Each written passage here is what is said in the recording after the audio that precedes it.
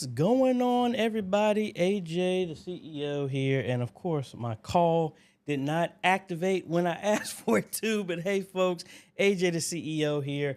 Thank you so much for stopping by. Hey, we did a little bit different today because like I told you, we had some stuff going on today in the garage. Yay! But that's what we got going on. But hey, we're going to be here to help y'all out like we try to do every Friday. It might not be at 10:30 like we normally do, but hey, we're trying something, mixing it up a little bit differently. I hope y'all can hear me well. And I already hit that. I hit the wrong button. Let me verify sound. Please let me know if I'm sounding fine. It might not be. All right, sounds fine on this side. Hopefully it's not echoing for y'all. I don't think it is, but all right. So anyway, thank you so much, folks. We are on a bunch of places today. We are here on YouTube. We're on Facebook. We're on Twitch. So we're everywhere, folks. So I can take any questions from any direction. But again, thank you so much for stopping by. If I'm not able to get to your question, know that you can hit me up at questions@ajhomes.com. Give me 72 hours to try and respond back to you. Me or D will get back in touch with you. And it seems like some people might have forgotten, but I do consultations, whether it be over the phone, whether it be video or an on-site, which I'm actually getting ready to go to one tomorrow. But you can always hit me up at ajhomes.com/consultations. And put the information in. You look at my calendar, and it's filling up, folks, because I shut down business the last 3 weeks of the year to reevaluate, set goals for next year. And it's my baby girl's birthday in that month, so I dedicate all my time to my little princess. She's going to be 8 years old. Daddy's proud of his little girl. That's what we got going on.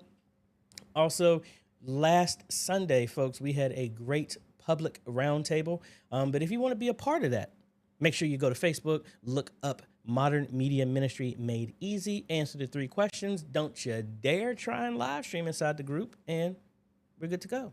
So let's give some shout outs to everybody out there.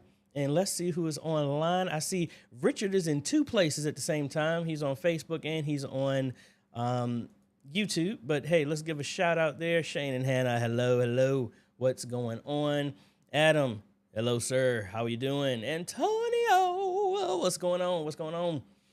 Who else is out there? Bruce, what is going on, sir? Thank you for stopping by. Anthony, what's going on, sir? Sandra, hello. Brian Jones, how you doing, sir? The man, the myth, the legend.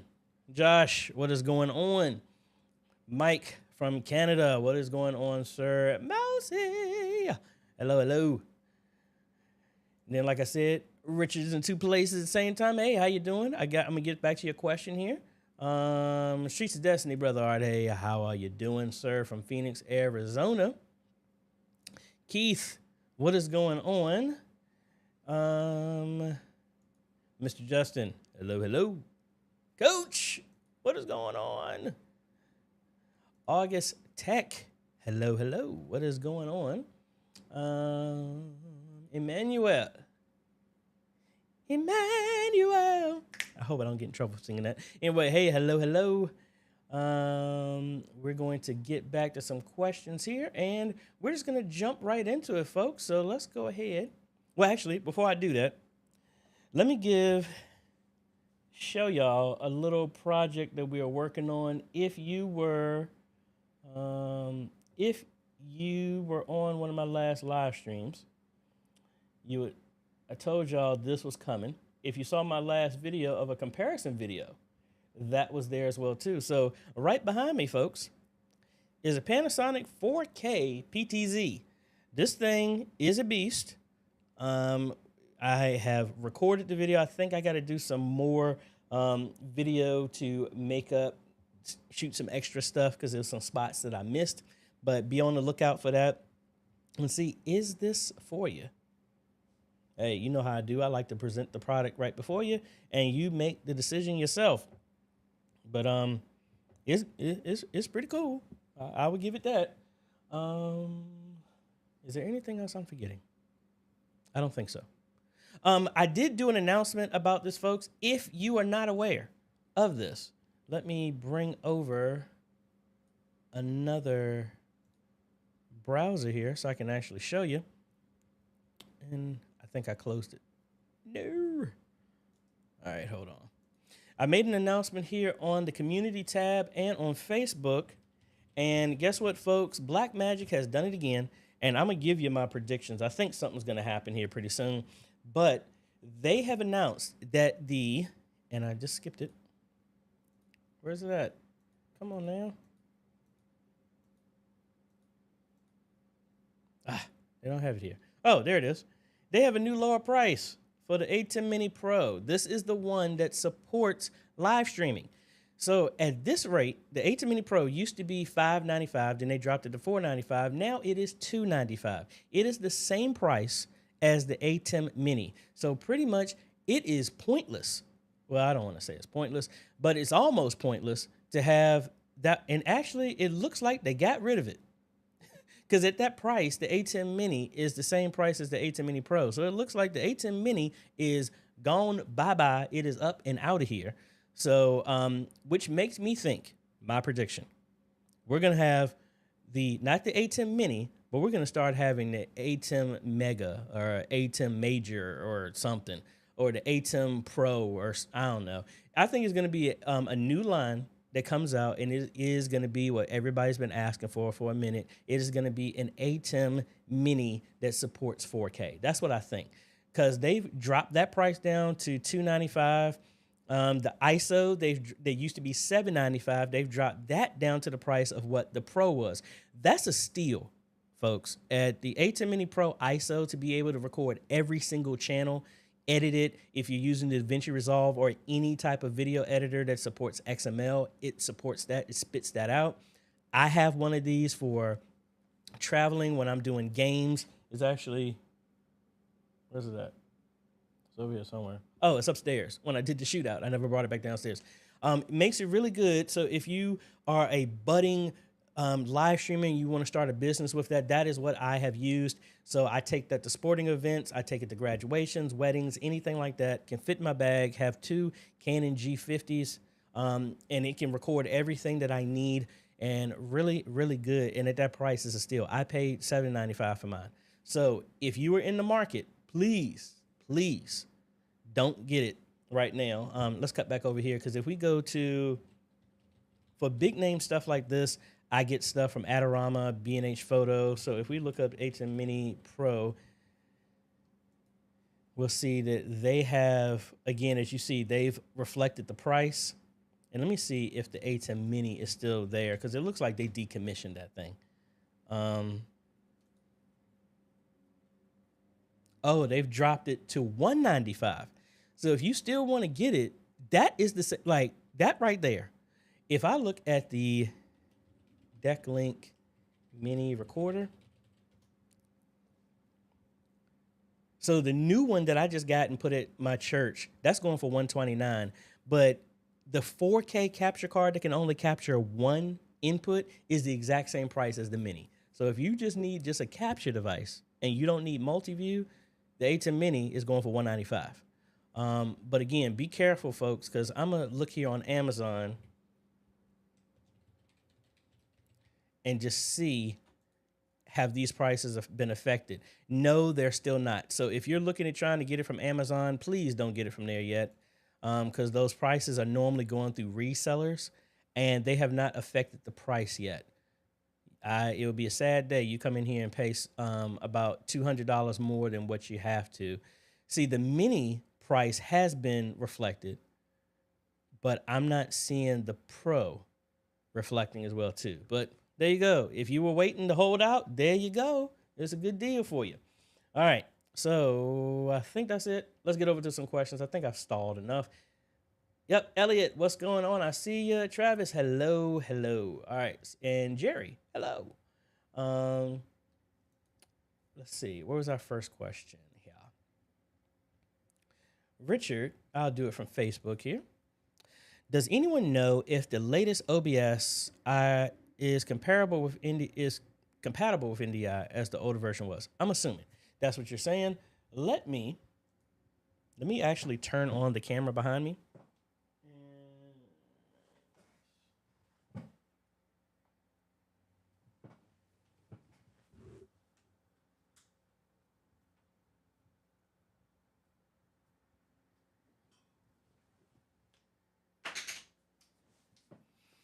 because the Panasonic does have NDI built into it. Let me make sure and get everything turned on there. If we go to the overhead, let's see if it's firing up for me. Oh, I hit fade to black, my bad. All right, so the joystick, as you see, is on. The camera is on. And you can see some remnants there to the right that I need to move that camera. I've been playing around with the different cameras that I use for my overhead. I'm using my old Sony camera because the zoom is better than what I got. So I can zoom in a little bit more, and I have a remote that I can easily change it. All right, so let's see if it is compatible. So if we open up OBS,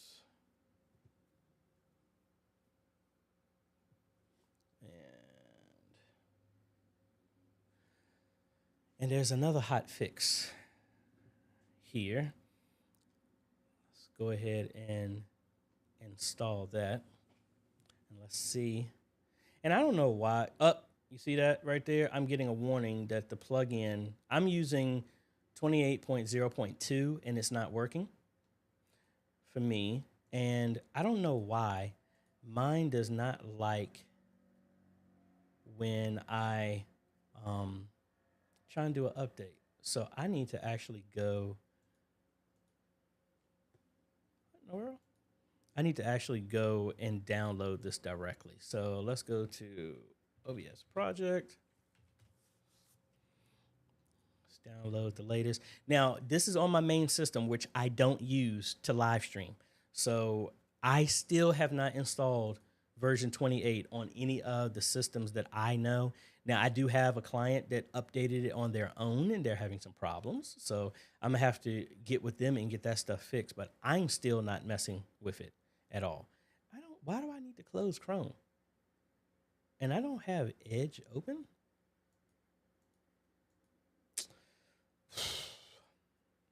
All right, so I'm not going to do the latest. But I guess that was your question. I don't want to do it because it's going to kill all of the stuff that I have up right now, my chat and everything like that. So I don't want to do that.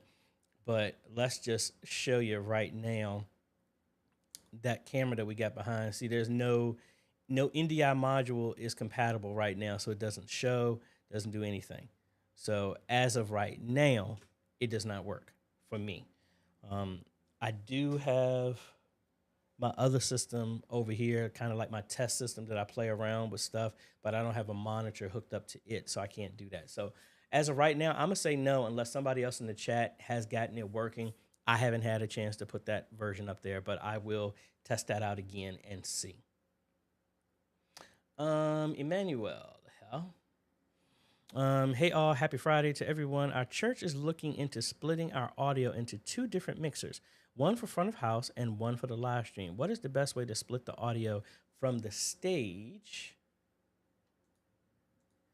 into 2 separate mixers? Well, it's 2 ways you can think of that. Now, if you're talking about splitting it from each device, then you just have to put a splitter on every single input. And then, because that's what happened at Abundant Life Church. I think they had the same thing. They had an old mixer that was downstairs and went upstairs, and that's the one that I installed a X32 and changed all that stuff out, and we were able to split it through the board. If you don't have that, just like what they did, is they ran every single channel and split it, and then ran 2 separate lines into each one of these snakes.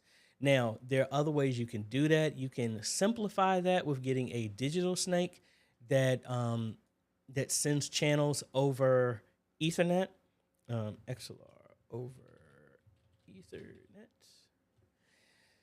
So, I mean, it might get a little costly. Where's the one? There's one that I was going to look at. So, like right here. Let me take this comment down. Let's go here. So this is something that I was going to play around with, but realize you're going to need 2 of these. And this only gives you 8 channels. And it's 2 Ethernet cables.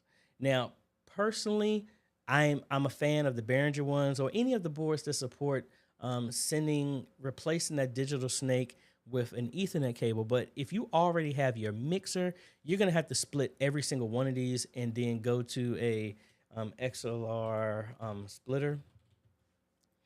So it would come in one and then out two, and I would send the signal to both. You might need to be careful of that if you have any type of XLRs that send power, that they need phantom power. I don't know how that's going to work. Honestly, all the work that you would take to do that, it would probably be better to actually have a board that supports it, and you can have virtual mixers, kind of like the X32. I can have a mix for the house and have a separate mix just for the live stream. That's the easier. But my question though is, what type of board do you have? You might actually have that built into your mixer already. So let me know which mixer you're using. And if anybody else has any ideas, please share with everybody. Streets of Destiny. Our church plans to watch the Bible trivia as rebroadcast due to a time difference. Hey, be on the lookout. We had, man, I wish I would have recorded it, folks. We had a time at church, and I'm gonna get back to your comment. Technically, this week was supposed to be our last series, Deliver Me series from our church for Wednesday night, but we ended up going on, so we're gonna have one more of that. So I might have to push back when we do our Bible trivia, which I'm actually glad. Hold on one second. Hey, ma'am, I am live streaming. Can I give you a call back? All right, bye. All right. So anyway, so we're gonna have to push that back, and I'm glad I didn't, because I haven't had a chance to do all that stuff. I wanted to document so y'all can see everything that I'm using to set that up if you want to do that yourselves. But what ended up happening is I came to the church, turned everything on, went to go get something to eat, came back, and one of our transformers blew, and half the electricity didn't work in the building. It just happened to be in the media.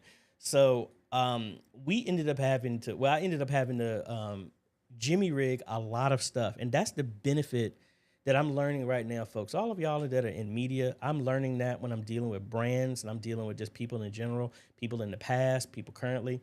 Know your worth. I'm not talking about worth as in a monetary value, but realize that you have a unique skill set. And I've noticed a lot of people are taking a lot of the stuff that we do for granted, whether it be your ministry, whether it be people that you know, just know your worth. And I say that to say that I appreciate my pastor.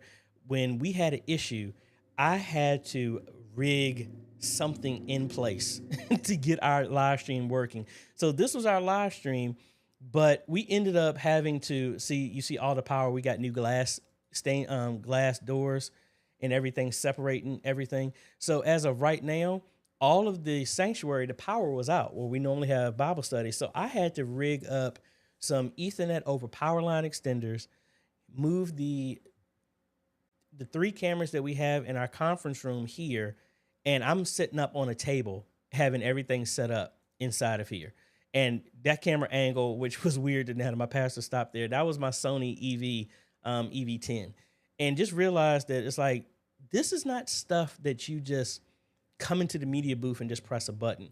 This is the stuff that, like y'all are doing right now, you're learning to do more than just the average. And, a lot of people who are not in media don't understand that. So please remember y'all's worth there. But long story short, that's the reason why the Bible trivia is going to be another week. I will make an announcement and share it, because we will be streaming that on the church's channel as well as mine, so that people can see and actually interact. And because I want this to be, we're going to have teams in the sanctuary, and we got a guest team coming possibly as well too. And we're also going to try and integrate some people online. And most likely it's not going to be a Wednesday. It's probably going to be like a Friday evening. So I'm going to work with my pastor on that as well too. So long story. Travis, in an older video for starting a live stream, a particular audio interface was recommended for audio from the X32 to PC. That device is no longer available. Any suggestions for one today? Well, right now, I don't think you need an audio interface. What I've been doing now that I've been learning the X32 more is you just need an old USB cable.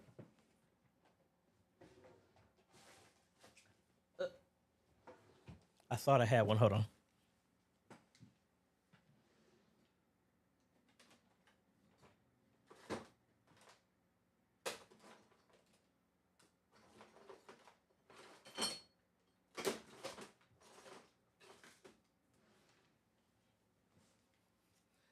All right, I don't have one easily reachable, but what I've been using is something like this. And it depends on the X32. Like the rack mounted one that I have, you can't use this.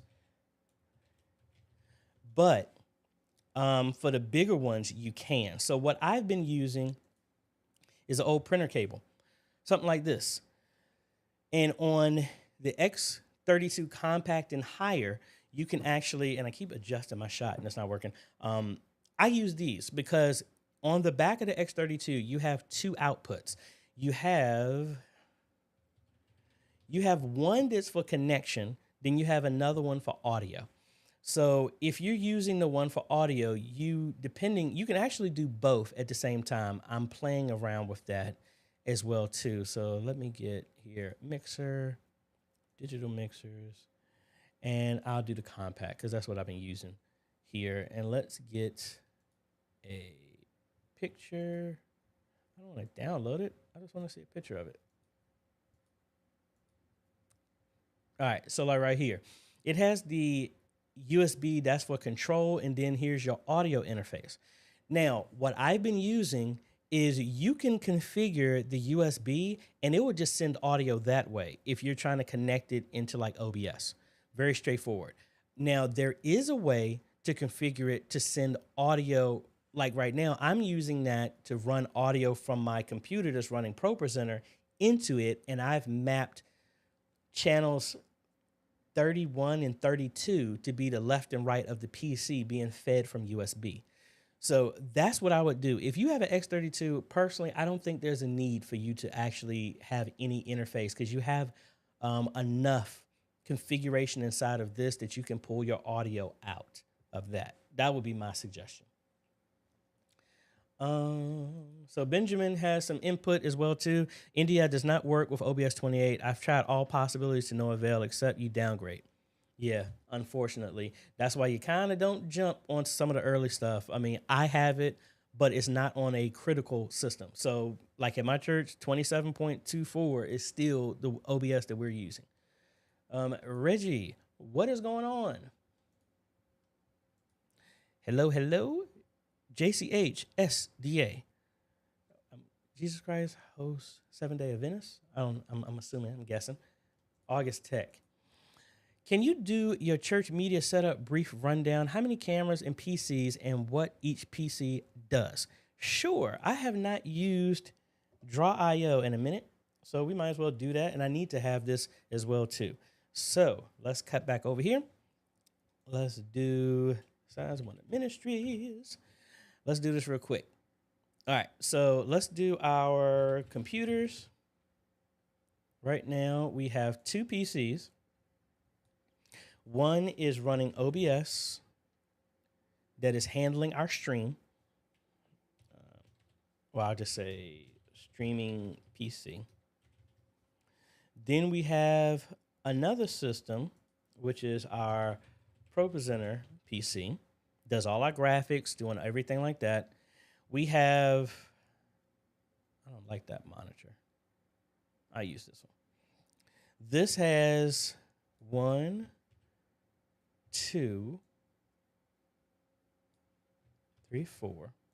This has a total of 5 monitors connected to it. All right. So we have the local one. We have our dual screen for a second screen for operating on. We have the digital wall, which actually is duplicated with the TVs now. The left and right before we got the digital wall. So I'll say this is the left TV. This is the right TV.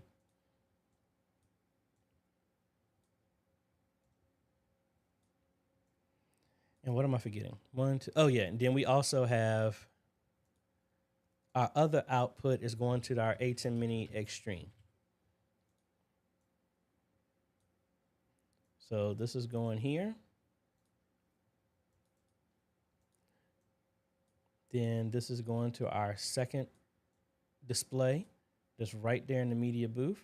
And I see y'all's questions. I will get there in a second. Then we have our digital wall. So just realize that's 2 monitors right there. Now, before we go to our digital wall, I have a HDMI splitter.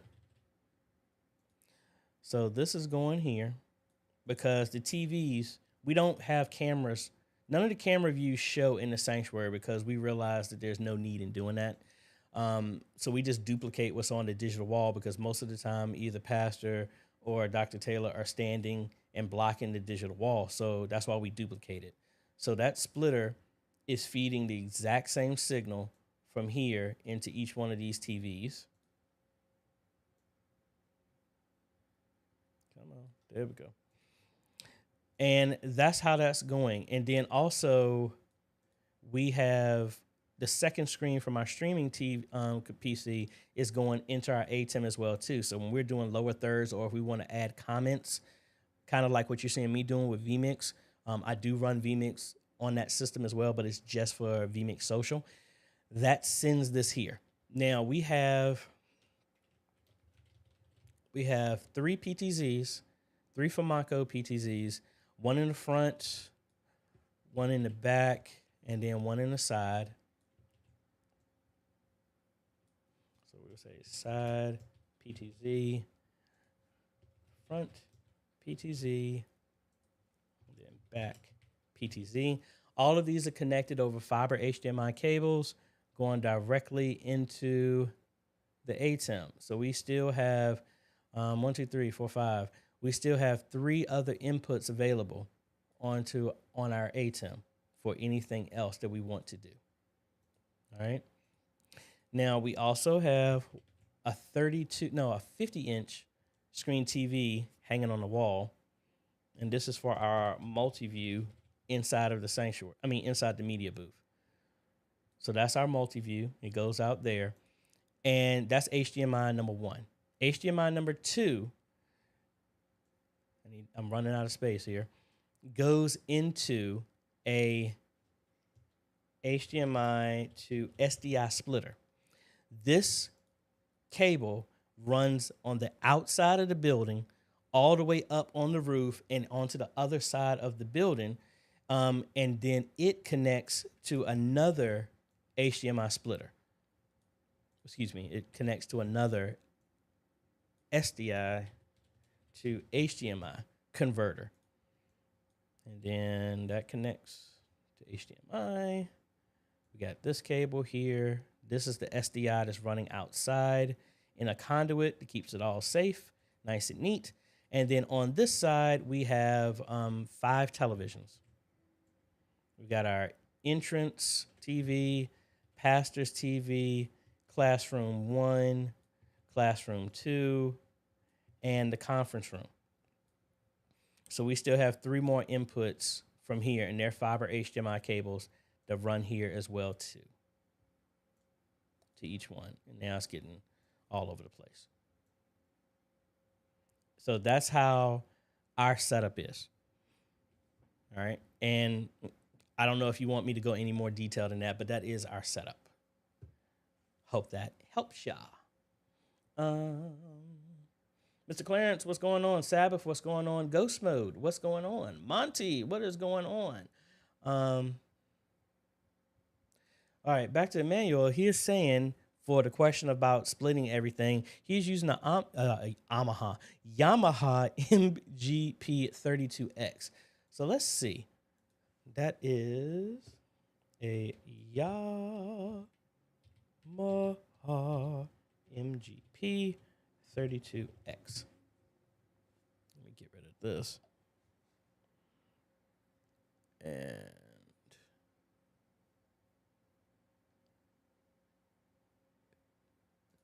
I'll go here to Sweetwater so I can get a better picture of it. All right, so let me zoom in on this. All right, so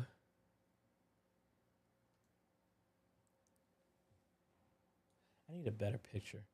I think you actually already have some aux buses that you can actually use to do what you're trying to do, and you don't need to split everything. Let me see. Can I get a very large picture of that?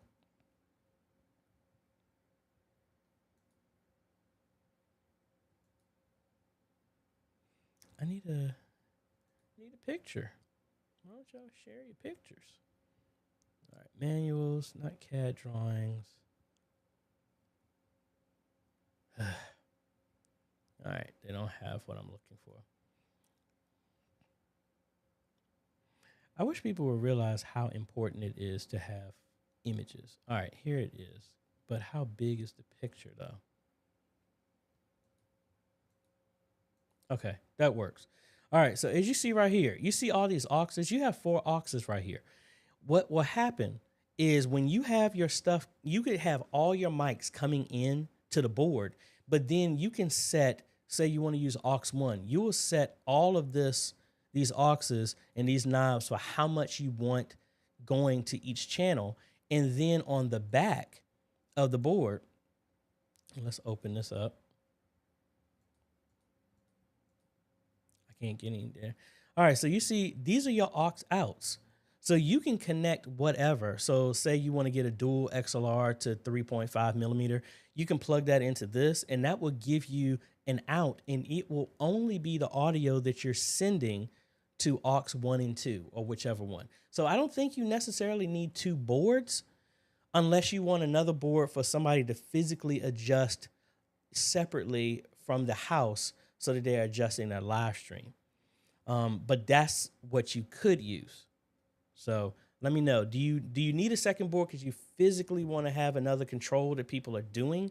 Let me know about that. But that's what I think would be easier. And then you ain't got to pay for nothing else because you already got it. You just got to leverage the auxes for that.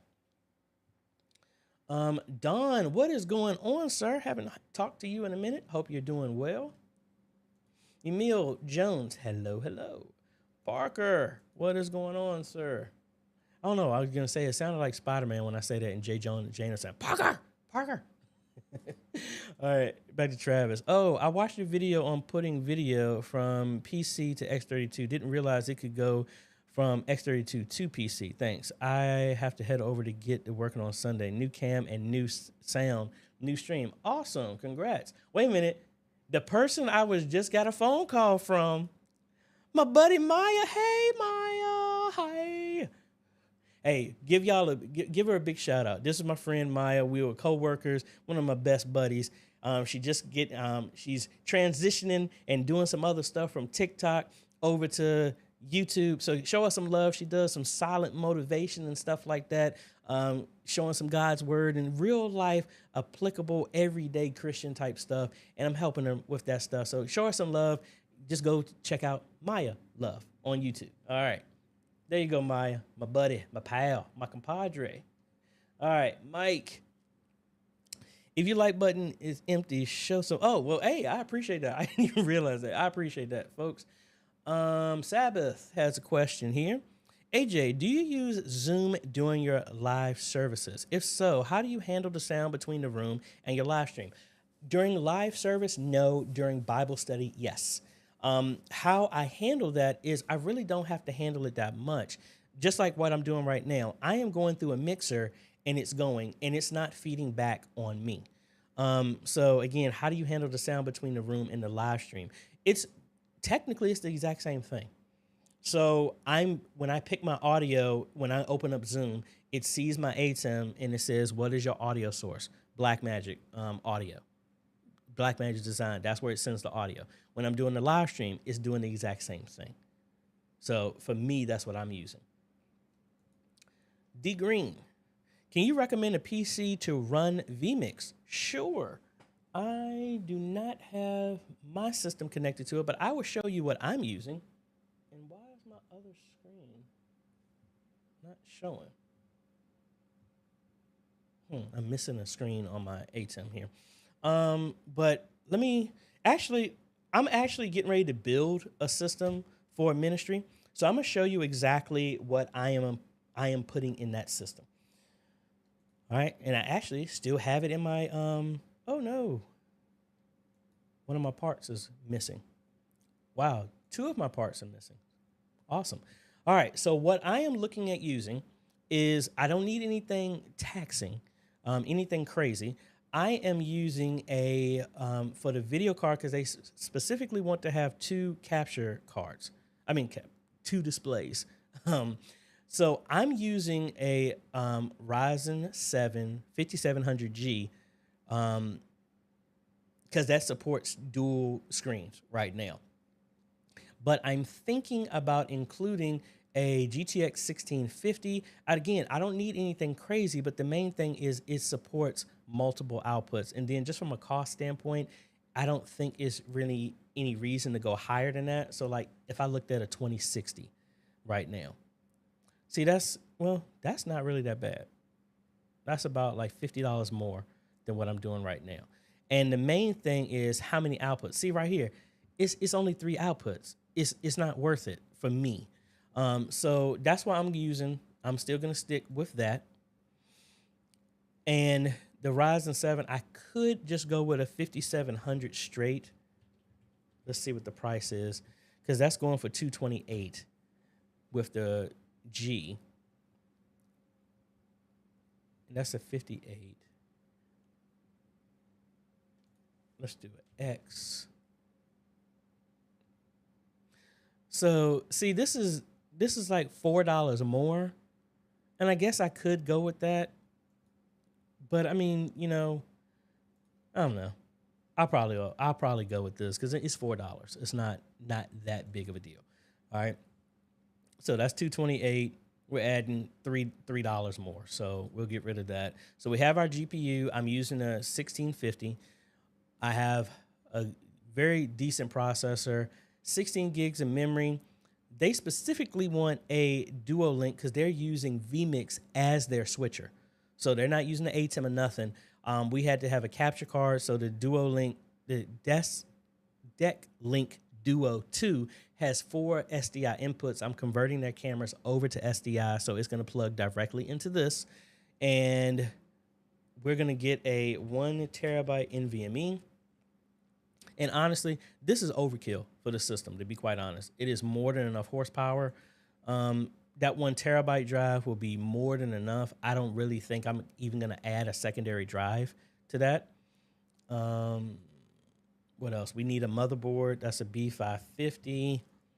I'm going to use an ATX for that since we're going to use at least 2 cards. I want to have some space in there. I am partial to the Gigabyte boards right now. We're going to go new. I want to get it from Newegg. And the prices are ridiculous there. But we'll go to ATX. And normally I would use PC Part Picker, but again, this is something I'm getting ready to buy anyway. So I would go with this Elite. Here gives me the space. Here I could add another NVMe if I wanted to.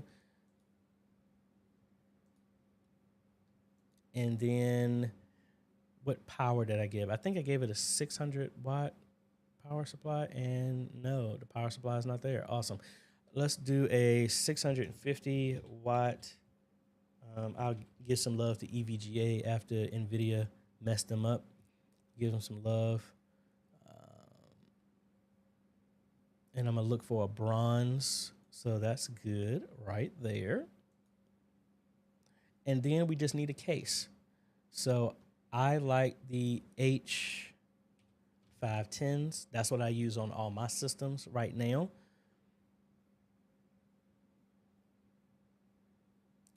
So we'll go with this one. And it's giving me a USB-C on the front. Plenty of space for cooling and all that other good stuff. So for me, this is the system that I'm building. Now, if I switched this to a 5700G, that would still be more than powerful enough to run this, and you wouldn't even need a GPU. So you can save yourself almost $200 by dropping that off. So say I take this off, take that off, and then use an ATEM, like use the ATEM Mini Pro, because right now it's on sale. That would be another $200 off of this. But if I just did this and then used a 5700G, this system right here would crush vMix. The only other, proceed. Okay. Yeah. So right now you're looking at around 12 for that entire system. And I show a link on how to get Windows Windows 11 legally for under $20. So the whole system that would crush vMix, OBS, any type of streaming software, that would be more than enough for that. So hope that helps.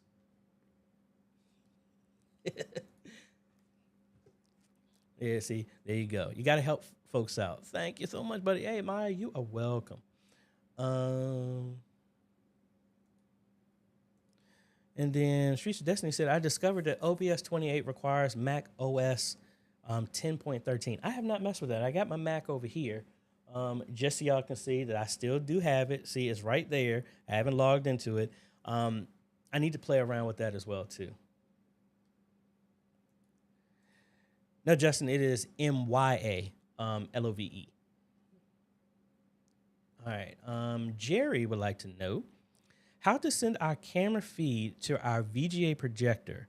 Current system is a laptop with PowerPoint going to a projector, 2 cameras, camcorder, and PTZ going to second computer. Man, this sounds like a word problem, don't it? Computer running OBS for that. So you want to know how to send our camera feed to your VGA projector. First off, you're running OBS. So what you could do, depending on the system that you got, and again, even if your system doesn't support this, you could get, well, let me jump back. If your computer has, and I'm on the wrong system, hold on. If your, come on, AJ, you're pressing the wrong buttons. All right, if your system has multiple display outs, like my computer right now has 4 display outs right now. So I could have OBS here. Make sure your computer is fast enough to do this too. What you can do is just, if you have another display, you can hook up the projector directly to the computer if you have that. If you don't, you could always go to Amazon or any place like that, and you can find a USB to VGA adapter.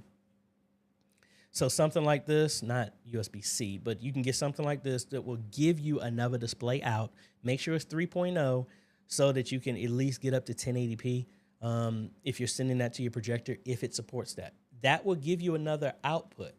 Now, inside of OBS, when you have that other screen, you just right-click here, and you have project full screen, and then it will show your monitor. So right now, you see my Samsung is the TV that I have down here that I'm using for my multi-view. If I click this, it will be just like it's a projector. It's sending the image, whatever OBS is getting that's going out, that's what's going to go to the TV. And that's very simple. So you saw that adapter. That's like $15, and then whatever cable that you need, the distance to go, and that's it.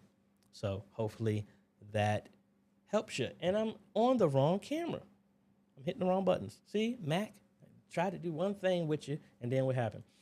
Rhonda has some input on the mixers. We have 2 mixers, and Mackie doesn't have audio interface. We're using at least 8 channel for our interface for the stream, and also for people, for Zoom, so house people can hear Zoom. Awesome.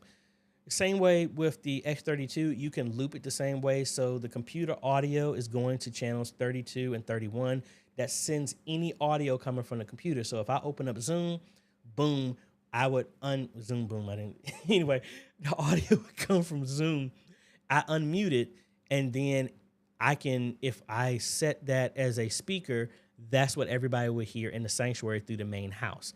Now you got to be careful with that, because you don't want it to force a loop back so people on the live stream will hear the exact same thing of themselves. That's something that you have to play with, and that's just an issue that you have to deal with in general if you're going to loop out audio, all right?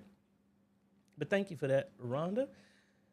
Scott, we have a Soundcraft SI Expression 3 with a mix out going to a stage box that we would like to duplicate for someone in the media booth. Is there a way to link 2 outputs so we can only make one adjustment? With the Soundcraft, I've messed with that once. I don't know enough to be 100% accurate on that. It should be a way, what is that, like a DCA, I think it's called, where you can have a mix and then control it that way.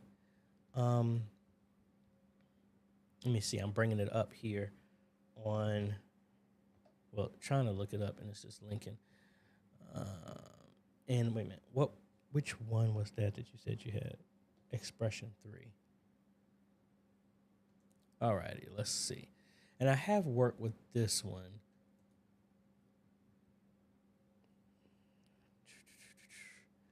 I'm trying to think.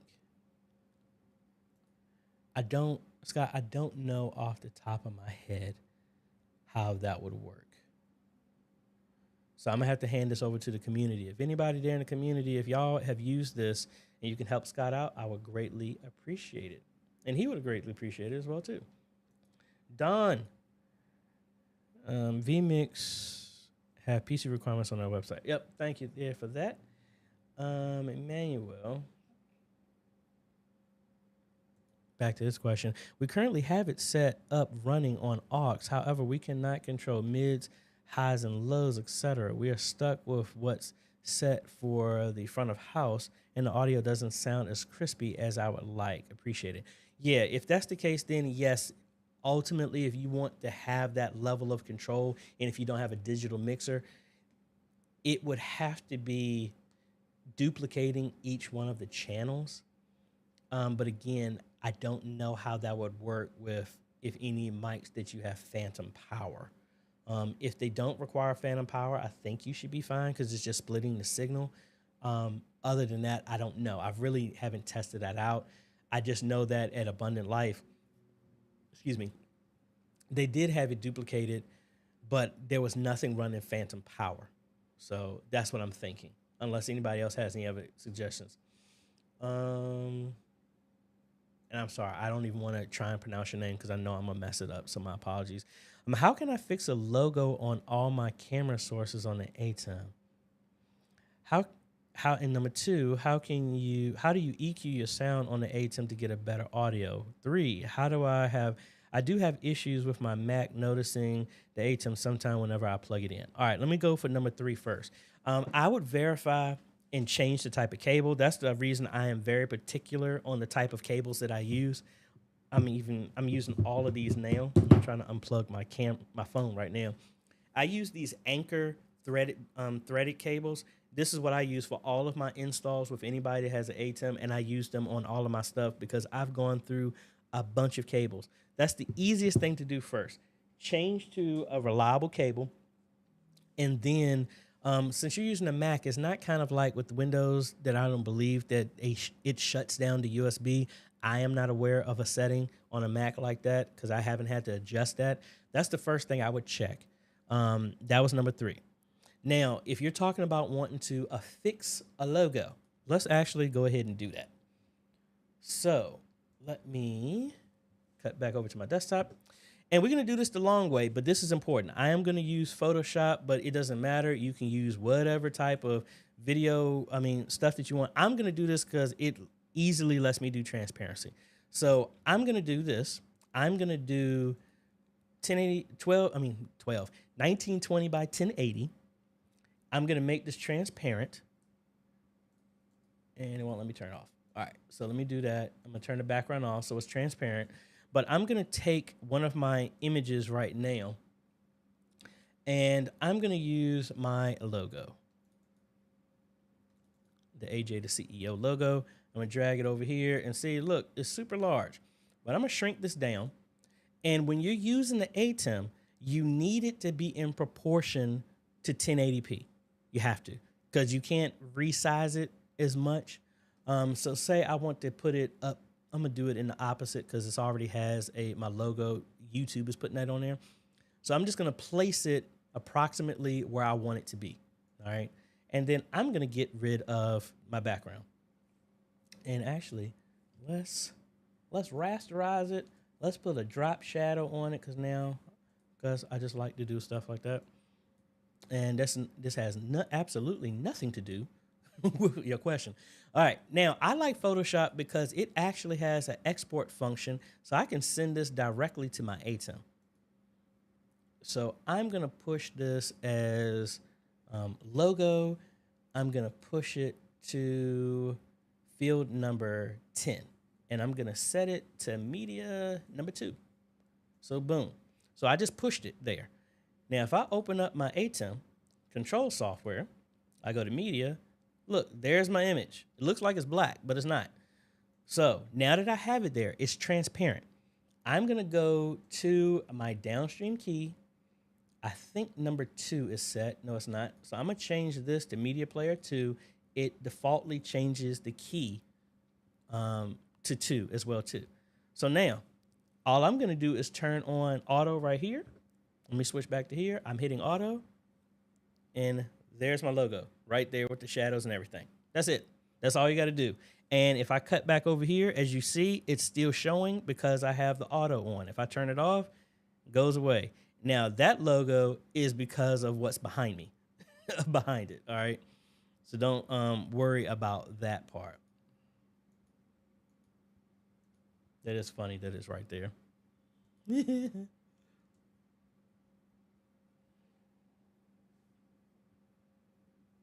Yeah, that's funny. I don't know why it's showing it like that. But anyway, that's how you do that part. All right. So now let's cut back over here and let's go back to your question. How do you EQ your sound on the ATEM to get it better? I mean, that's a science to play around with that. So it's not something I can just give you a direct answer to, but here back in the ATEM, let's turn off our logo here. If you go into the audio, so you're seeing right now live, the audio that's coming from here. I don't really do anything in here because that's really too high. And you're really not listening to this anyway. Y'all are listening to the audio coming from the Rodecaster, just because I just like doing it that way because I'm messing with the dials and I have physical knobs and dials that I can mess with over here compared to this. But if you really wanted to go in here, you would go into EQ and you got to start playing around with that. And I'm just going to be honest with you. I don't know EQ stuff. I'm still studying that and I'm looking that up myself to really understand that. But for me, I don't like adjusting this stuff, mainly because I make my adjustments just like the other questions we've been doing before. Could you do it here? You could. I personally like to do it on the mixer itself. That's just me. So hopefully that answers your 3 questions. All righty. Where are we going right now? Hey, let me go ahead and do this right now, folks. If you're liking what you're hearing, folks, do me a favor. Go ahead and hit that like button. Hit that subscribe button. If you haven't, I hope you did hit subscribe because on these live streams, you can't put any comments unless you're subscribed. That's how I get rid of those cornball hackers and scammers to send all that nonsense here. But I would really appreciate that, folks. And can I hit the right button? Which one is it? All right, that's not it. Which one is it? It wasn't tech deals. It wasn't giveaways. Was it news alerts? No, it was pictures. Hey, folks, don't forget, we still got our e-missionary cruise with the Liberty of the Seas next year, April 24th through the 28th.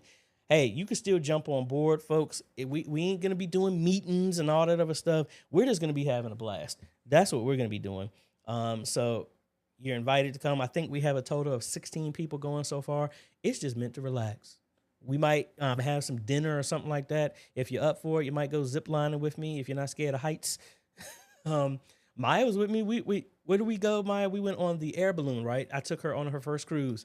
We had a blast. We're getting ready to go on another one. She's the one I told you to convince me to go on the Virgin Voyages, the Scarlet Lady. We got a bunch of folks going. We're going to have a blast. But, hey, make sure you get a part of that. All that information is on the Facebook group. John White, thank you so much for the super chat. I really appreciate it. Thank you so much. Sabbath here. What kind of graphics card with 4 to 5 display outputs would you recommend for running vMix and DaVinci Resolve for editing? Currently, what I am using, and I'll show you the one that I used to use and the one I'm using now. So let's minimize this. Let's get rid of this. So what I am using right now is... Is it going to open? Really? Y'all open up the wrong one. That's not what I wanted. Let's open up the GeForce Experience. I should probably ask me to log in. I bet you it doesn't. What in the world is driving up the road, like just speeding through here? And of course, it's installing a new one. It's taking too long. Anyway, what I'm using right now, I'm using the RTX 3070. That's what I'm using right now. And for 3 years, I was using the RTX 2070.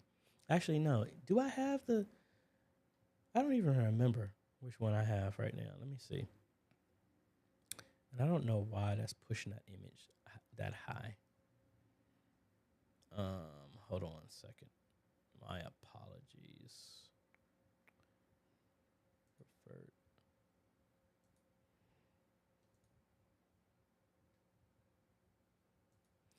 All right, so my graphics card, man, Microsoft be changing so much. It used to just tell you what your stuff is. So my correction, I'm currently using a RTX 3080 Ti. That does excellent for me. The card I used to use, which is now in my streaming PC, is a RTX 2070. And that gives me 4 outputs with a USB-C. This one just gives me 4 outputs right now. So that's what I'm using right now, and it works great. Editing and everything is a blast. Editing with that, and I've told you, the GeForce experience is going to try and make me log in. So give me a half a second to verify that. We need to verify your email. See, some of this stuff is annoying. Hold on 1 second, folks. I'm sorry. Yes, I verified. Thank you. Gosh. And I did all that, and it still doesn't show my system. Oh, well. All right, so let's go to the next. Back here, y'all. So I have to restart my system every time that happens. What can I do to fix it permanently? And thanks for the advice on how to fix the NDI source coming into my Mac. Honestly, if you have to restart it, well, what type of Mac are you using first? I don't think you would need to restart that.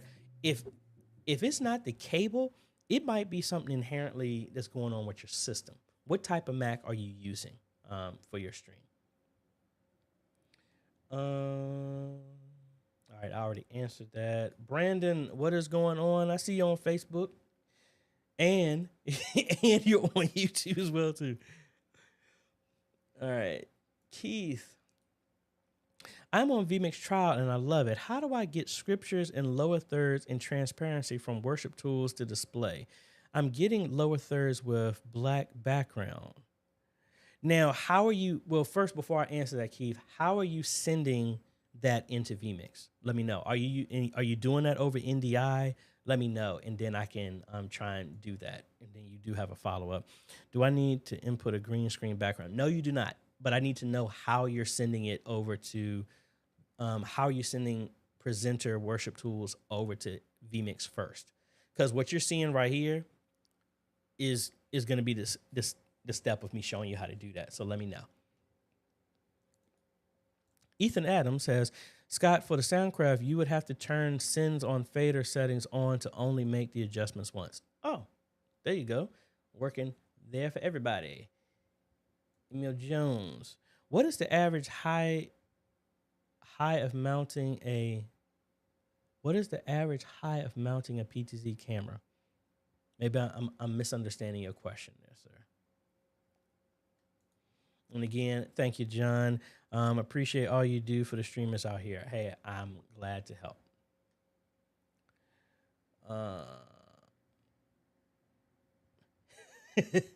Maya's telling everybody to please book on the cruise ASAP. Antonio, on my ATEM, one of the audio channels is lower than the other one. For example, the left is coming in louder than the right channel. Any idea? What's your mixer? Oh, no, you said on your ATEM.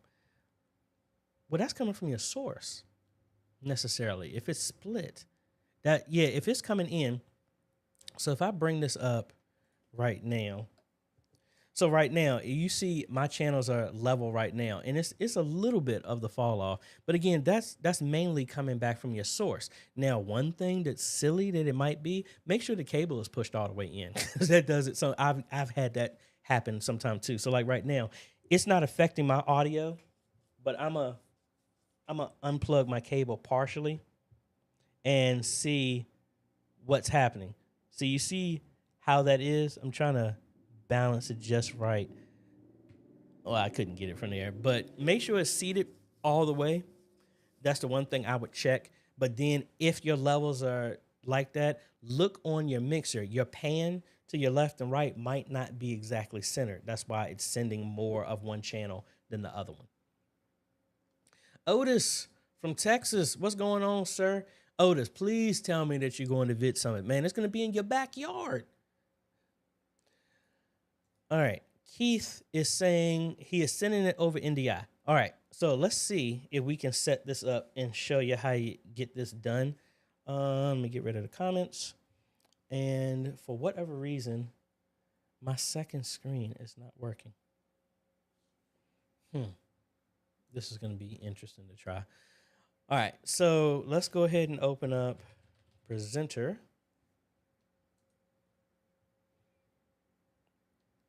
And of course, it's an update, but I'm not going to use it. So we're going to come in here and say you got your lower thirds. Let me see if I can, which one do I have? No, not that one, not that one, not that one. I need one that I have my, oh, well, we'll just make a lower third. How about that? So let's come in here. We're going to do no background. Don't do inherent background. Do none. And then we're going to pick scripture. And I'll do Psalms 23. I'm going to pick my lower third layout. I'm hiding reference bottom right. All right. So now, see, we have this. And it's something going on with my monitor that I'm not getting a image there. Hold on. Detect. In the world? Something is not right. Hold on. Let me see if I knock the cable loose real quick.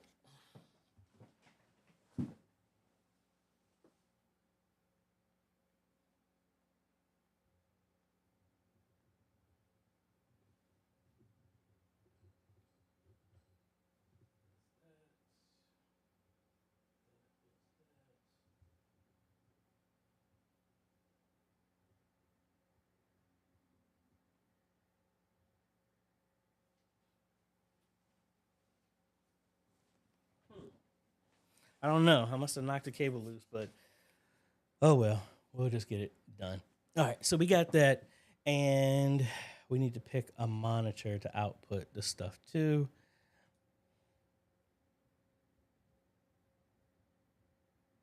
Forget it. I will just use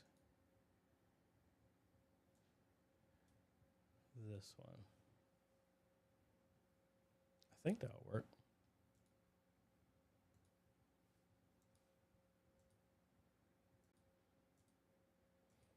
I don't have a, it's not giving me a screen here. That stinks. Keith, you may have stumped me, not because I don't know it, but because my computer is not cooperating. Oh, well, I'll use my other screen. Well, actually, no, I don't need to do that. I'm tripping. I can just use this as an NDI feed. All right, so what we're going to do is make this add a screen. We'll send this as a windowed screen. And that should work. And my resolution doesn't really matter, but we'll do that here. And we'll do save. All right, so here's my window. Let's go to our scripture now. And there it is. Right there, right? And I'm going to drag this on another screen. All right, so what we're going to do with this open, we're going to open up our NDI tools, and we're going to do a capture because we're going to send the window over. And this will work with anything. We're going to do a screen capture. So I know this is going to be overkill. So y'all gonna see some errors on here. So I'm gonna use this screen here. All right. So it's running because right now we have our NDI captures right here at the bottom. So let's open up vMix. Now I'll move this to my other screen. All right, so we got vMix in here. So what we're gonna do is I should be able to bring in my video. You're gonna see it loop over. So don't get confused when I'm getting ready to do this. All right, so you see we got a loop of a loop. I'm just sending the feed here. So we're gonna simulate this as a camera. Now we're gonna bring in another NDI source.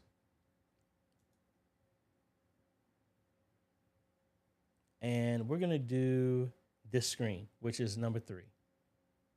Actually, number 2 is showing. That's strange. I don't know where that is. But anyway, we got it here. Let me switch it over to that because my computer's acting funky right now. So let me do that again. We're going to do that to number 1. Yes. That's on.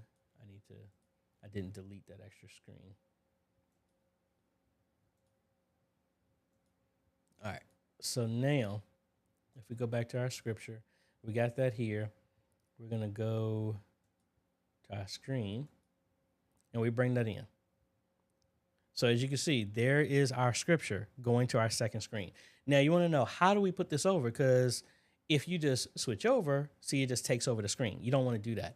What you want to do is leverage overlays. That's what these numbers are here at the bottom. That's how you see me doing stuff like this here. So I'm going to hit, you can pick whichever one you want. Make sure you don't loop over them. So I'll just do number 1. And as you can see, hey, look, it did that. But that's not exactly what I want. So now what we need to do is go hit the gear here. And we're going to go over to our color key. Click on color key, pick our color.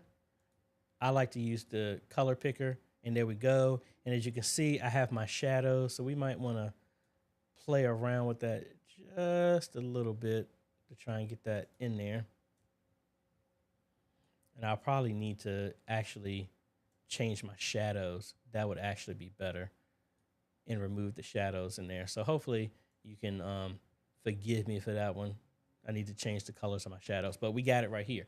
So now, by us doing that, now you can see my text right there through that. And it's by leveraging the overlays. That's how you would do that. And again, that will work with anything. ProPresenter has it built in. It works the exact same way. Now, for whatever reason, let's see. Can we come in here and see what we send? So like right now, it's sending nothing. But I guess it's capturing the screen and it's sending black. So how else could we do this? I mean, I guess you could set it as a background color, and that could work as well too. So now I don't want to go through that. You could make a template and make sure the background is always green, and you could do that. That's one way you could do it. But use an NDI like this. Either way, if you had a background color or you didn't, you would come in here, hit the gear, go to color key, select the color, and then again, if I got rid of the shadows, that's what I came in here to do, and I completely forgot. Where's it at? Where's my templates? No, not those.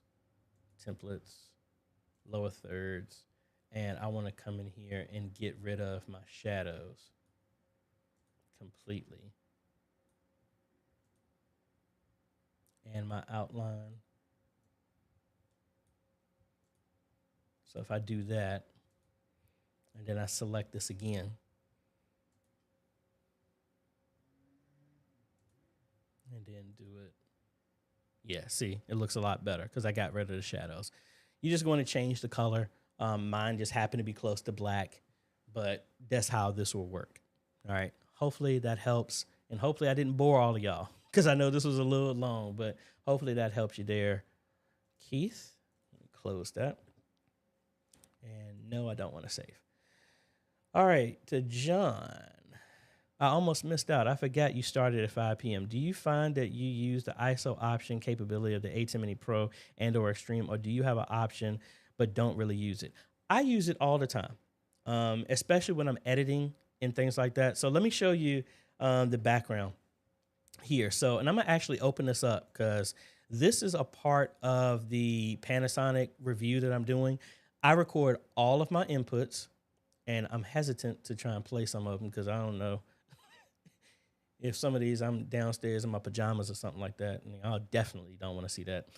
So I use it like this, but then also because of it making a DaVinci Resolve file, and I use DaVinci Resolve, it saves so much time for me. And man, I don't know why it took me so long. I finally learned how to edit in the multi-camera because I don't like cut. I have to learn how to use that. I don't like it, but I'm learning how to use cut. Edit multi-view, and it works great for me. So let me turn off my dual screen so y'all can see. All right, so I'm here right now. Now, what I'm gonna do is this is the main recording of everything I did with the camera, right? And this is how I go through editing. And for whatever reason, when I do the my super source, some update has broke that. So what I do is I'm gonna come out here, I'm gonna delete all of this. Let's get rid of the inspector. And I'm gonna come and get every one of these, right click. We're gonna create a new multi-cam clip. What do I want to do with the files? I want to move them into a bin. How do I want to align them? I do that. So I'm gonna do create. So now I have this massive file right here. So it just looks like it's just one camera, right? It's just my front view. But what you need to do is on this second screen, if it's not on, you would just click this button here to turn it on. So now I'm gonna click multicam. So now when I click on this, it makes the cut for me. So if I start playing here, now unmute this. So if I start, so you're getting some real rough. You a little bit with it. I had my meeting, so guess what? We're going to be checking out a Panasonic 4K PTZ. Is it worth your using? So that's happening here. So if I ever wanted to say I'm cutting back over to a different camera, I can just click on the camera that I'm using, and then it makes the cut right there for me. So I can, if for whatever reason I want to go to my back, and then I want to cut over to this, and then cut back over here. So I'm just clicking here to give me my shots. So long answer, yes, I always use the multi-view, but then I just showed you how I'm using DaVinci Resolve, and I haven't been leveraging this because what I used to do, I would come over here to cut, sync my bin. Come on now. Media pool, where is it at? Sync clips. Come on now. Anyway, I used to sync everything in here, then copy it over, then drag it over here, but I figured out don't need to do that. But long answer, yes, I do use the ISO filters, especially if I'm doing weddings or anything, or mainly when I'm doing the YouTube videos. I'm recording all of these, and if I miss a shot, I don't want to have to go back and redo this all over again. So that's the reason why I use that. All right. Jinx, I think is asking for the average height of mounting a PTZ camera. Well, it all depends.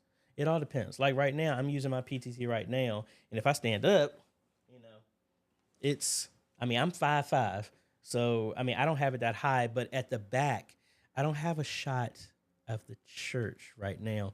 But at Signs and Wonders, I have the camera maybe 10 feet up in the air, and from the back wall up to the front of the sanctuary is maybe 45 feet. At Antioch, when I did that, the distance from the back camera, PTZ, to the pulpit is 65 feet. And I have that one about 10, 11 feet up in the air as well, too. It depends on the height. And then most of those sanctuaries, Signs and Wonders isn't like this, but Antioch, they're sloped down. So I would need to actually know the height of the ceiling, but it should not affect. The main thing, you don't want to have it to where it looks like your camera, it's like you're looking down because the angle is so steep. That would be like if you put the camera at 30 feet up in the air and then you have it look down. It's going to be looking down like it's a overhead camera. Otis has some input on that as well too. Currently our mountain is about 7 feet on one side of the stands. However, I think it needs to be a little bit because we had a tall gentleman stand up and block our shot. Antonio, I need to go back to your first question. I use a Personas 32 Live. So let's see. Antonio. Now I'm gonna give another big shout out to my friend Maya. Trying to convince her to do some more live streams. See, it's real easy, Maya. You're just talking.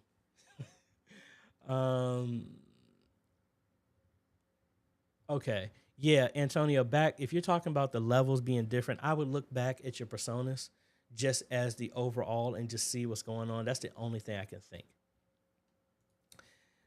Otis wants to know, where is Vid Summit at next year? It is going to be in Irving, Texas, and about 7 miles away from the airport. And it's October. Hold on. I got it in my calendar.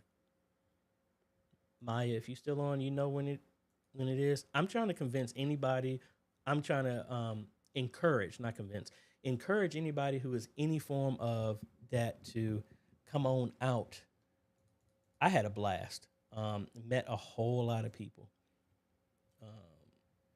And it's good to just get around other people that do the same thing. So Vid Summit next year is the 3rd through the 5th.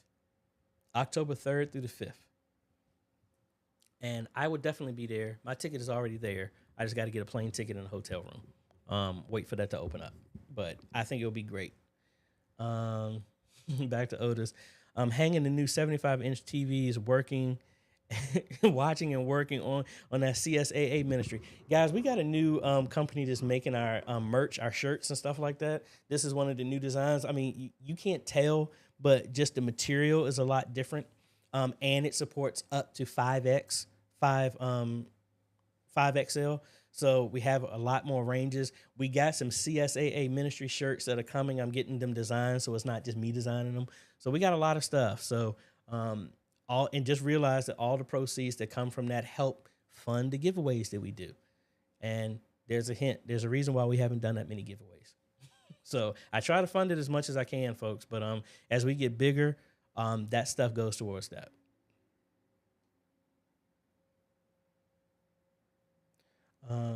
Let me see. August Tech. Oh, for everyone, if your church is registered as a 501c3, please apply to TechSoup, Technology for Nonprofits, to take advantage of so many technology discounts. For instance, full access to Canva, Adobe Express, Google Workspace, Microsoft for Nonprofit, and others. Man, I just told a ministry about that. But sometimes people just don't listen. You got to learn the hard way. Or as Blade says, the PC version of it, some people just love ice skating uphill, making stuff more difficult than it needs to be. Keith, got it. Thank you. Our template background in presenter has a background selected. Duh. Thanks again. Hey, you are welcome. I'm glad it was easy. Sabbath, I was this close to wanting to go to NAB in New York. I just have way too much stuff going on that I really can't get away to get there. Darius saying we're getting the director's cut. Hey man, I'm just being honest with y'all. I'm still nervous even though I talk in front of here. I don't have an issue with talking in front of people, but I'm very cautious of how my stuff is. So I'm a stickler on how my stuff is. Again, I'm not trying to be a perfectionist, but I just want to make sure I put the best possible thing that I can out. There's so many videos that I have. Like, let me show you. Y'all want a director's cut? Let me show y'all. This is my NAS. This is a 27 or 28 terabyte storage for all of my stuff. This is 2022. And these are all the videos that I've recorded this year. And these are just by dates. And then sometimes I have multiple ones inside of each one. So like I did 3 videos on this day on February 1st. Then we do multiple ones here. You know, we got a bunch inside of here. There was 2 of them. And then I don't know why 1218 is in here. But like this is the PTZ compare one that I did. I do a lot of stuff, but there's a bunch of videos in here that have never seen the light of day because they did not come out the way I wanted them to. And let me see. Like y'all haven't seen the final video from New Hope down in North Carolina. Because I need to go back and fix something there. Well, not that something was broke. It's like the amp wasn't there, but I did the final tour that never showed up yet. This was more stuff from Vid Summit. I'm missing my days. But yeah, it's a bunch of videos that I have out here that y'all just haven't seen yet because I just really work on my stuff. And I mean, I'm almost at the point where I'm really thinking it's time for me to hire a video editor. I'm kind of a little bit hesitant about it, but I mean, that's what, you know what? I'm sorry. I just had a brain fart. I was like, why in the world do I keep seeing that image on the background? I didn't realize I changed my background. It normally is supposed to be this for number 2. That's the reason why you don't see it. That's why that logo kept showing up over there at the top. I was like, why in the world is that going? But anyway, that was it. Let's see. Sweet Rest Church. Need to run audio and video 500 feet to another building at church. Have you used a Blackmagic optical fiber converter? No, I have not. I've wanted to. I just have not had a need to do it right now. I guess I was thinking about doing that at Signs and Wonders, but technically, I mean, it should be straightforward. Let me close DaVinci Resolve because I got to redo that video anyway. Let's see. Want to get to the converter that you're talking about. That's auto. So let's look over here at converters.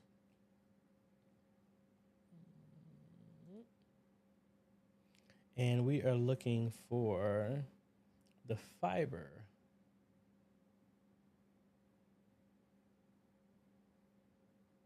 Let's do it.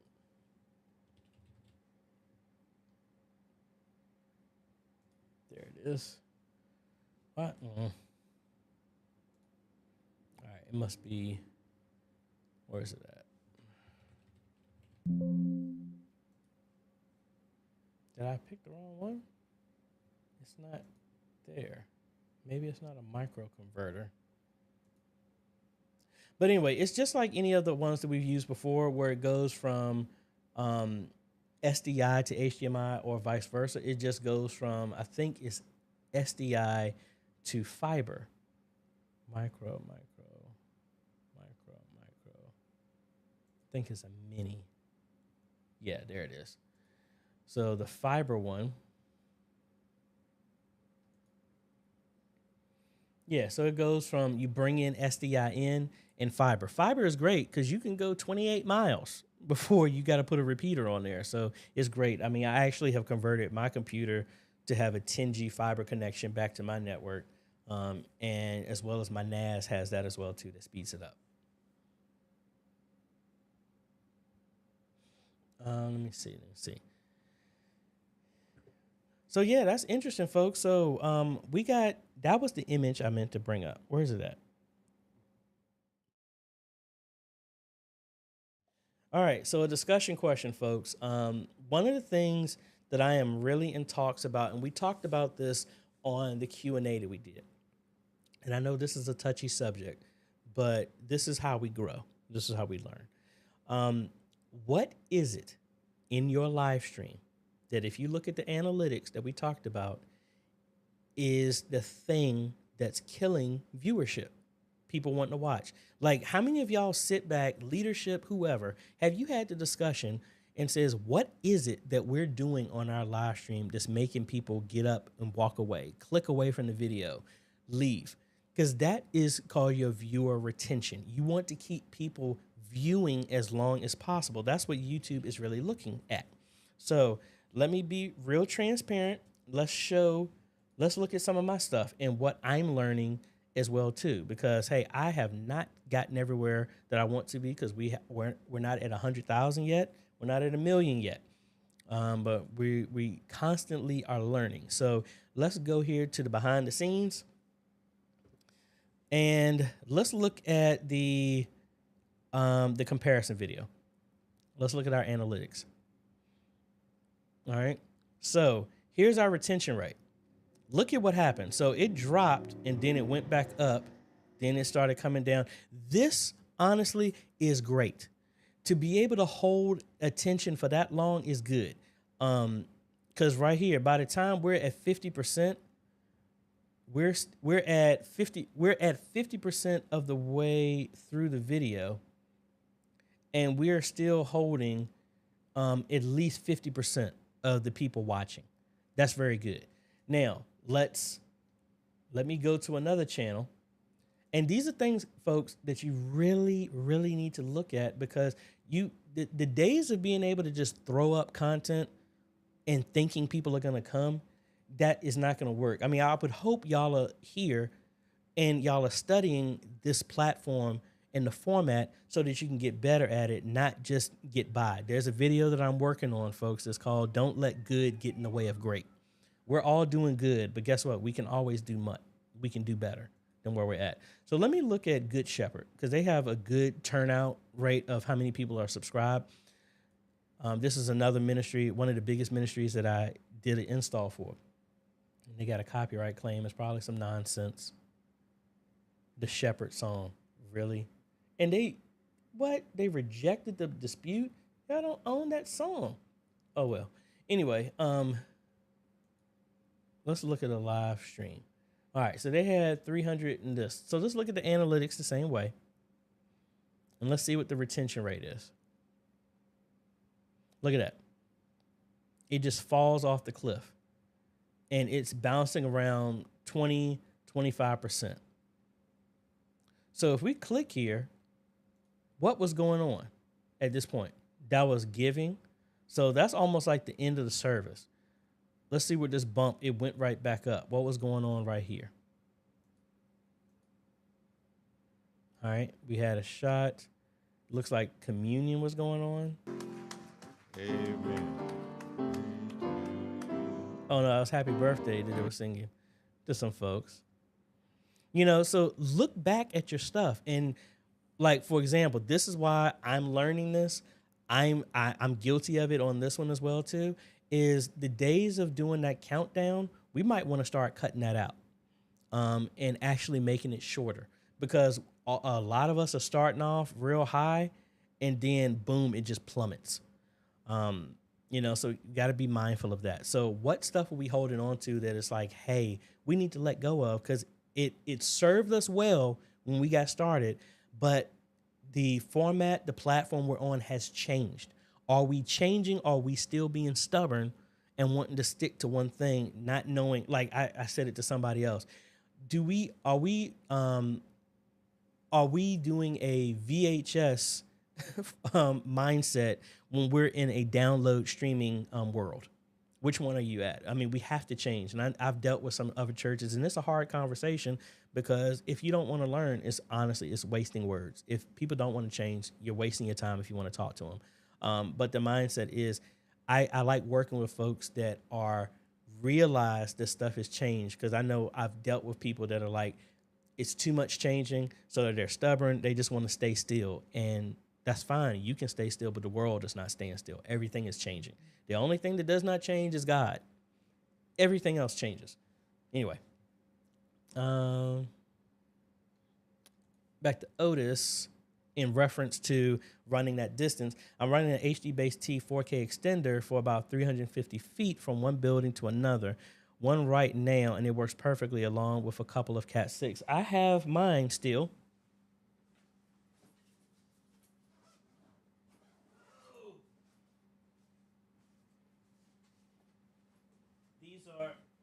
These are the ones that I reviewed. These are my Ori HD base tee. These are rated up to 400 feet.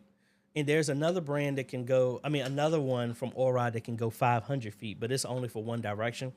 That was going to be my suggestion before you mentioned the fiber one, but the fiber ones will work. These come in at $170, and I think those fiber converters are around like 150 to 195 each. Alrighty.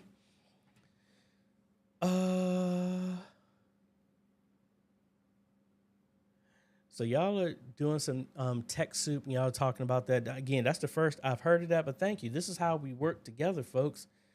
You know how much time we would wasted if all of us had to look all this stuff up individually ourselves? So again, that is a good option for a bunch of y'all if you have something. So let's go over here and just see it. I'll put a link there in the comments there so y'all can see. You know, and it's a lot of stuff. DocuSign, Zoom. I mean, the fact they're there. I mean, so many people are using Zoom. You could save so much on that as well too. So that's awesome. Thank you for sharing that. Lee here. Would you recommend a church use a YOLO box to live stream? My church is renting from another church with a horrible internet connection. Well, it all depends. Now, are you saying the YOLO box mainly because everything is lumped together? And I was trying to find where mine is.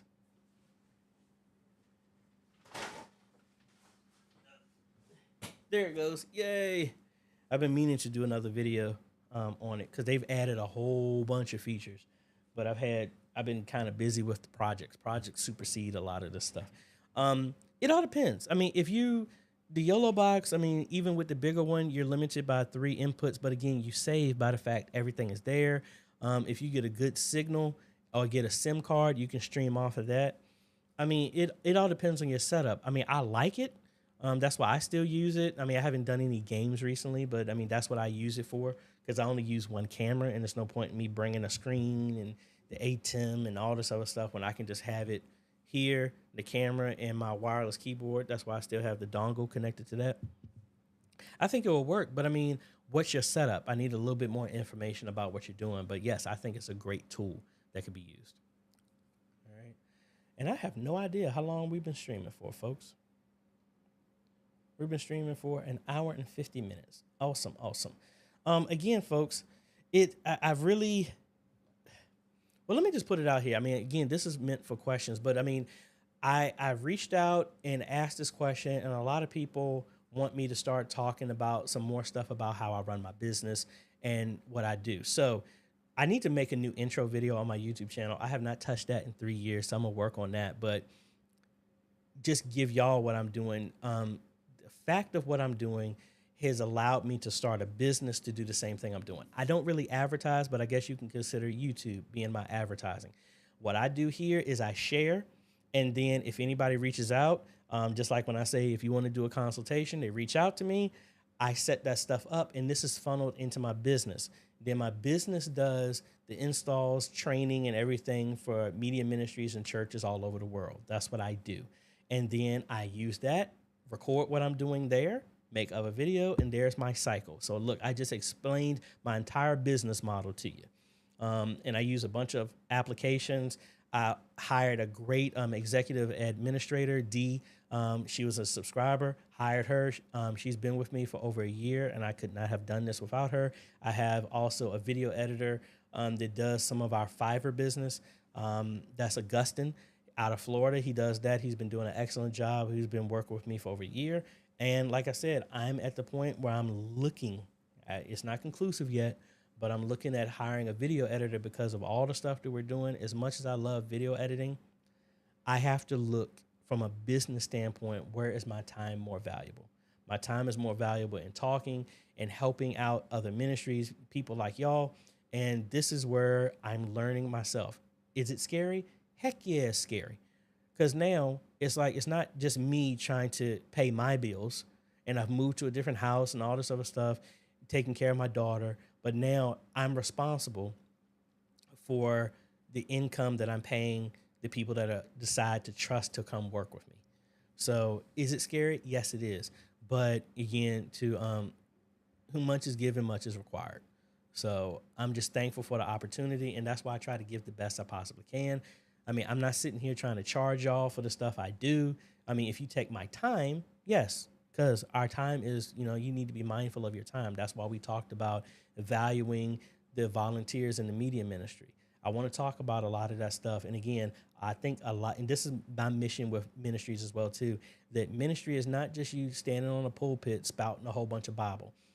Your live stream, your social media is not just live streaming people doing a sermon from a pulpit. This is a network that your ministry now has. It can produce any type of content, entertainment that is wholesome, has a Christian base to it, whatever. Like right now, you might hear me talking about stuff, but hey, I'm talking about tech and stuff like that, and I might show some more Bible, and I might talk about it, but if anything, I'm showing the Bible in me, the life in me, and there's more content that's needed like that. That's what I'm really encouraging more ministries to do. Hey, if you make a bomb set of biscuits, make a video about it under your channel. If you have people in your ministry about that, what we need, the ministry we need to see the human element as well too. That's the missing piece that a lot of ministries are doing. You right now, if I look at your ministry and any other ministry, what's the difference? And why would I want, I'm giving away my other video, why in the world would I want to watch you over somebody else? Why? And I honestly ask, out of y'all right now, everybody who's watching, all 42 of y'all that are watching right now, why would anybody watch your live stream over somebody else? And I honestly, put it down in the comments. I really want to know. Or if anything, if you've never thought about that, put that down below. Because these are the things that elevate us from doing just the same old, to progressing. That's what I used to tell all my choir members when I was teaching choir. If you don't know anything more this year than you did last year, you're not growing. If you don't know time signatures, if you came into choir at January 1st, 2022, and you don't know what choir, time signatures are, key signatures are, quarter note, half note, eighth note, 16th note, all that stuff, whatever aspect it is, your range, all that stuff that comes with choir, the next year, you're falling backwards. You should learn something and progress. So the same way from your media ministry, are you doing the same thing when COVID started? Because guess what? Everything else around us has changed. Like I'm going back to Lynchburg because Facebook reset that persistent key. Something is not always the same. We have to constantly grow. And that was me talking, trying to give some time to some people some stuff. So Rhonda, I wonder if the viewer drops is partially because the intros are great, but the stream isn't the same caliber. Just a thought. Hey, those are honest questions.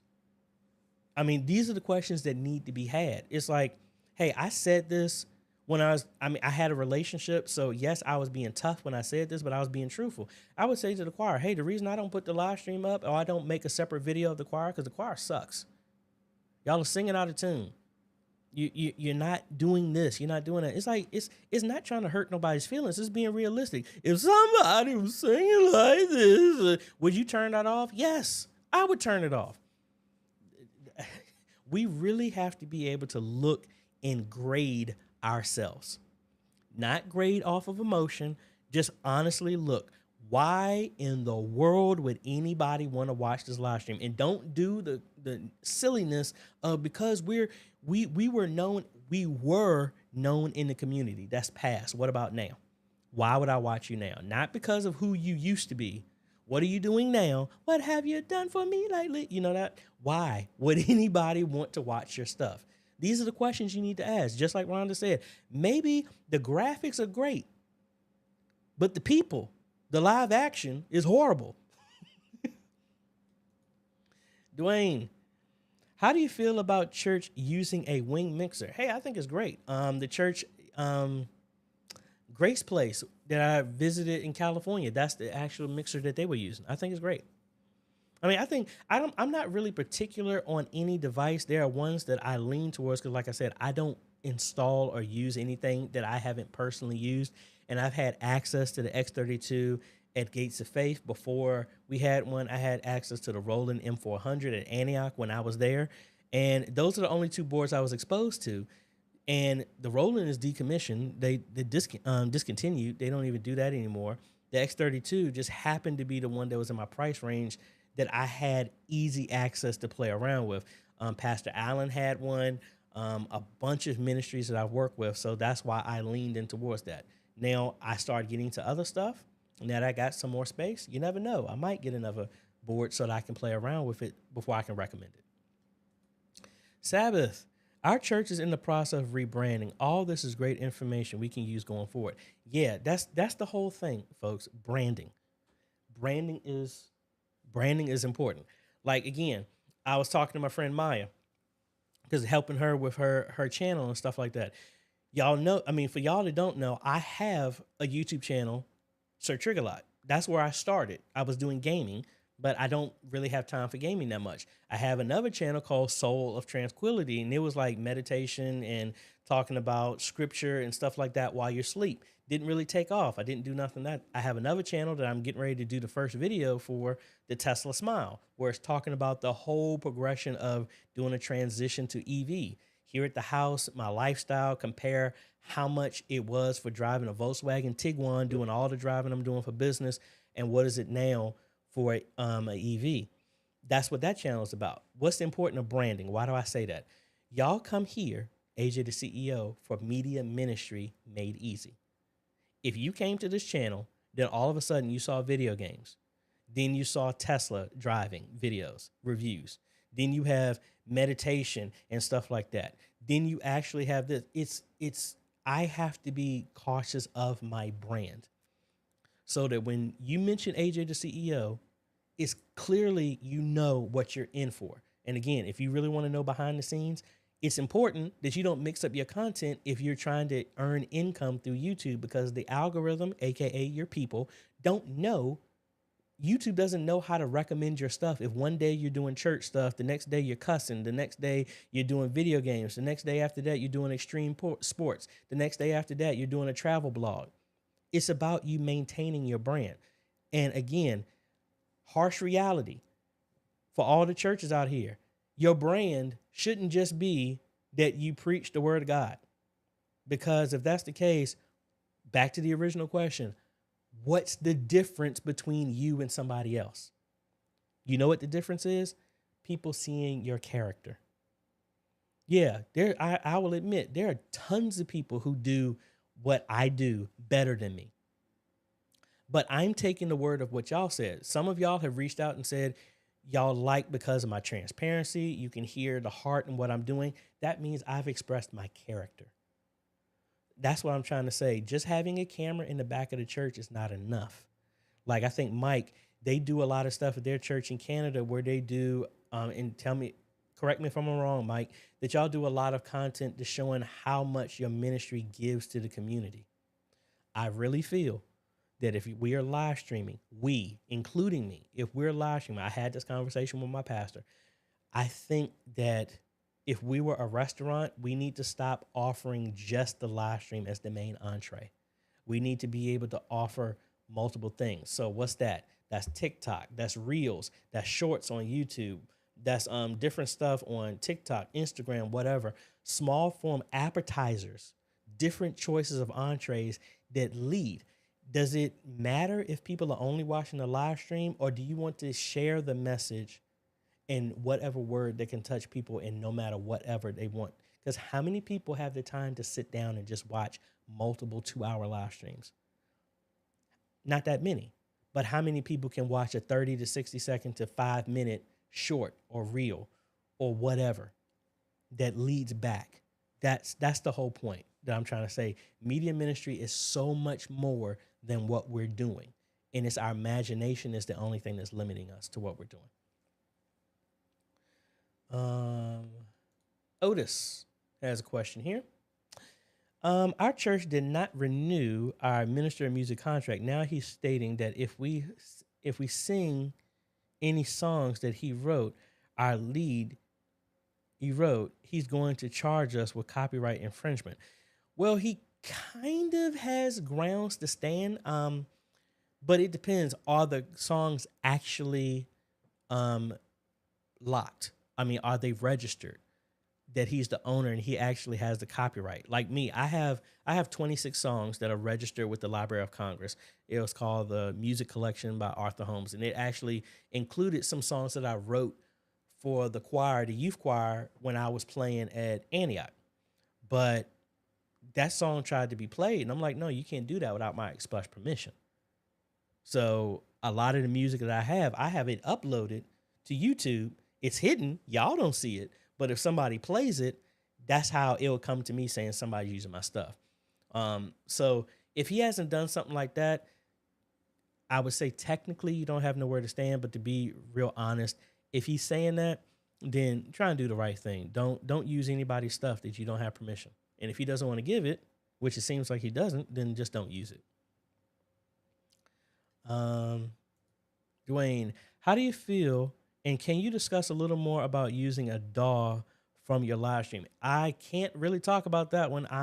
I wish Chuck was on here because he can explain that a little bit more. I do not have that set up at all, and I need to work on something like that. So I can't address that one. But I would ask, if you're in the Facebook group, ask the Chuck Taylor a question about that, or go to the channel here during the E-Missionary Conference, and he has a class on that. And you can follow that video, and that should help you with that as well, too. D, my admin, hello, happy Friday. Do you have any rebranding tips for updating a church website? Well, it all depends. Me personally, I like picking a color scheme and starting from there. Like right now, you've never seen a Pepsi that's yellow and purple. You've never seen a Coke. Well, you might have seen a Coke, but you know, the branding starts for me. It starts with a logo, starts with a font, starts with a color, and you stick with that. So like at Antioch, when I did their stuff, their color was, the hex code is C20000, and it's kind of like a crimson type of red. I made the logo and rebranded everything, meaning that if there's a letterhead, it goes that way. There's nothing that's produced that's not in that color scheme, layout, everything. I'm doing the same thing with Signs and Wonders. Everything has that blue, gold, white, and silver color scheme. The way it's done from a rebranding as well, I told my pastor at this point, as the head of the media director, nothing goes out from Signs and Wonders unless it runs past us. Because as a media, we're responsible for anything in a digital or media format that comes from this ministry. Not because we want to be in control, it's the fact we want to make sure everything is uniform. So the first thing is get everything organized. I have a video, that's another video I haven't put out yet, to where we have to streamline everything in. Like I'm doing the same thing right now. We had so many different volunteers at Signs and Wonders doing stuff that I'm like, hey, I know you made the channel. I know you made this YouTube channel, but that now has to be signed over to the media ministry so that we have full access to it. Not me, the media ministry. So if I leave, they still have access. Just like when I left Antioch, I still have admin access to that, but so does everybody else there. And then when officially somebody steps up, I'm removing myself so that I don't have access to it anymore. That's the first thing. You need to organize, bring everything under one house so that your media ministry is in control of it. And then start working on your colors. Start working on a font that you pick so that everything across the board looks exactly the same. Like me at Signs and Wonders, the font that I use on everything is League Spartan. I use League Spartan Bold for our titles, and I use League Spartan just regular for any subtitles and everything like that, as well as my color scheme. And I just start from there.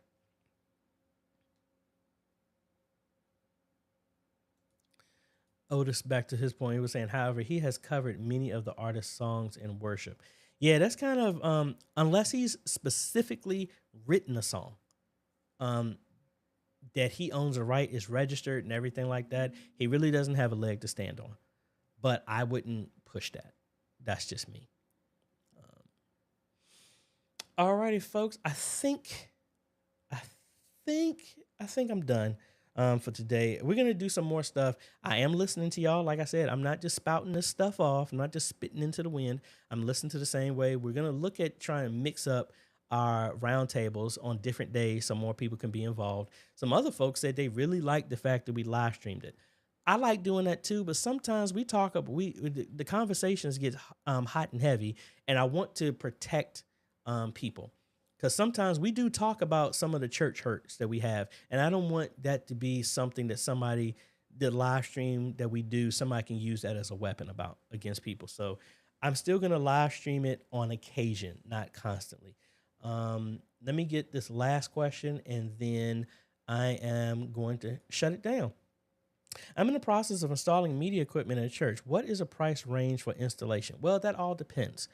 What are what are you installing? How many cameras? What type of switcher? From a range of stuff that I'll do, I'll give a price range of what I've done. Out of all the stuff that I've installed over around 75 ministries, the cheapest install I've done has been $1,200.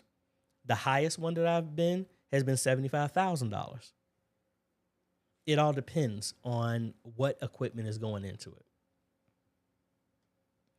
So I think that's about it, folks. I need to update this because we had some more people support us, and I really appreciate it. But I want to give a big shout out to all Patreon supporters and YouTube members. You too can become a Patreon supporter by going to patreon.com/AJaytheCEO, and you can get started for as little as $1 a month. Some of those raw, uncut videos I'm gonna start releasing to Patreon members and YouTube members. If you want to be a YouTube member, you can click the join button down below. No matter which way you pick, folks, you are helping us train and transform media ministries all over the world, and I greatly appreciate it. You have been supporting me for over 2 years, and I am so thankful for that. And what you're doing is not paying for this. It's all going into things that we do to give away and give back to the community. So I really appreciate it. And if no one has ever told you, thank you for everything that you're doing for your local ministry. I might not be there, but guess what? What you're doing is helping ministries here. We're a team, folks. It's not meant for one ministry to do it all. It's meant for all of us to work together. I hope that's what this community is. I don't care if you sprinkle, dip, or dunk. It doesn't matter. We're all working together, and that's what it's all about. So I appreciate you. I know sometimes we don't get the appreciation. You don't get the appreciation that you do, but I want to use this platform as best as I can to shout y'all out and do everything that I possibly can to congratulate and reward as much as I can for all the hard work that you're doing behind the scenes that most people don't know. But guess what? I know because I'm doing it with you. So I really appreciate it, folks. Be on the lookout. I'm actually going to start back doing some live streaming reviews, not to degrade nobody, but to share some of the great things that y'all are doing. So hopefully we can learn from each other to improve everything we're doing. So if you like this type of content, I appreciate a like, consider subscribing, and hit that bell. That way you get notified when we come out with other videos to help modernize your media ministry, folks. And no matter where you are all over the face of this planet, you have a great day, evening, afternoon, night, wherever you is. And we'll be seeing y'all in the next video, folks. Later.